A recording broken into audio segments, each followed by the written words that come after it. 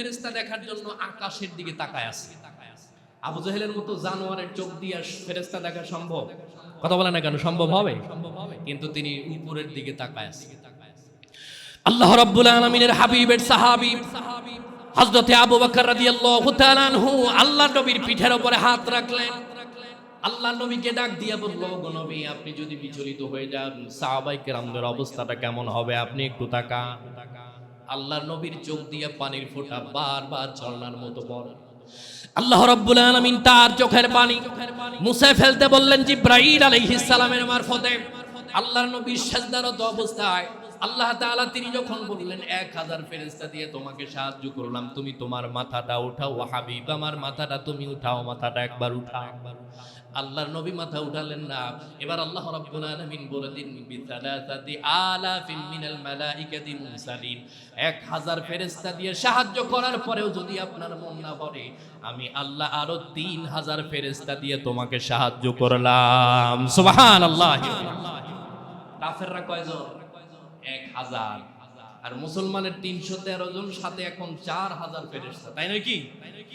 আল্লাহ রাব্বুল আলামিনের হাবিব তখন পর্যন্ত সিজদারত অবস্থায়। আল্লাহর নবী বারবার আকাশের দিকে তাকায়, আবার সিজদায় পড়ে, আবার আকাশের দিকে তাকায়। আল্লাহর নবী হাত মোবারক উঠাতে উঠাতে তার শুভ্র আভা বের হয়ে গিয়েছিল।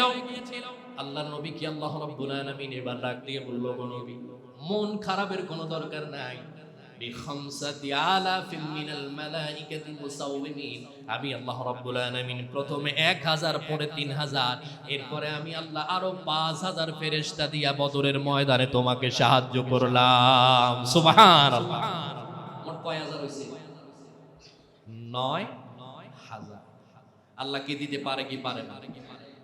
আমার নবীর জন্য আল্লাহ রাব্বুল আলামিন সব করতে পারেন। শুধু কি তাই, নবী আমার যখন যেটা চাইবেন আল্লাহ সেটাই দিয়েছেন। আল্লাহর এই পৃথিবীর ভিতরে যত নবী রাসূল আসছে সব থেকে বেশি মুহাব্বত করেছিলেন মুহাম্মাদুর রাসূলুল্লাহ সাল্লাল্লাহু আলাইহি ওয়াসাল্লাম। আল্লাহ রাব্বুল আলামিনের হাবিব এবার মাথা উঠালেন। সাহাবায়ে কেরামদের উদ্দেশ্য করে আবু বকরকে ডাক দিয়ে বলল, গো আবু বকর, আমার সাহাবীরা কোথায়, কোন জায়গায় আছে তারা, তুমি আমাকে একটু বলো। আল্লাহর নবীকে বলা হলো, গো নবী, সমস্ত সাহাবায়ে কেরামরা বাতিলের মতো বন্টন হয়ে গেছে, যে যার যার মতো জায়গায় সেটিং হয়ে গেছে। আল্লাহর নবী ওই দুইজন সাহাবীর কথা ডাক দিয়া বলল, আমার মুয়াজ এবং মাস কোথায়? আল্লাহর নবীর সামনে দুই ভাই চলে আসার পরে রাসূলুল্লাহর কদম মোবারকে হাত রাখার পরে তিনি বললেন, নবী, আমি আমার ভাইয়ের সাথে জিহাদের ময়দানে যুদ্ধ করার জন্য আসছি, আপনি আমার জন্য একটু দোয়া করে দেন, জিহাদের ময়দানে আল্লাহ রাব্বুল আলামিন আমাকে যেন শহীদ হিসাবে কবুল আর মঞ্জুর করে না। রাসূলুল্লাহর কদমে হাত রেখে দুই ভাই ছুটলেন।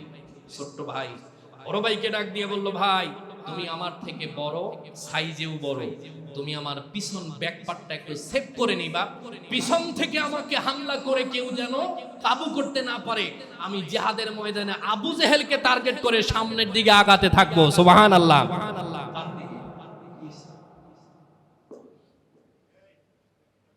বলেন কোন দিকে আগাবে? আবু জেহেলের দিকে আমি টার্গেট করে সামনের দিকে আগাতে থাকবো। ছোট্ট মানুষ হযরতে মুয়াজ রাদিয়াল্লাহু তাআলা আনহু ডাক দিয়া বলল, ভাই, তুমি আমার থেকে শক্তিতে বড়, বয়সে বড়, তুমি জিহাদের ময়দানে অনেক কিছু করতে পারবে, কিন্তু আমি তো কোনো কিছুই করতে পারবো না, ছোট্ট মানুষ। তুমি আমার পিছন ব্যাক পার্টটা একটু সেটিং করে নিবা, পিছন থেকে কেউ যেন আমাকে হামলা করে কাবু করতে না পারে, আমি আবু জেহেলকে টার্গেট করে সামনের দিকে আগাতে থাকবো। নতুন মানুষ তো।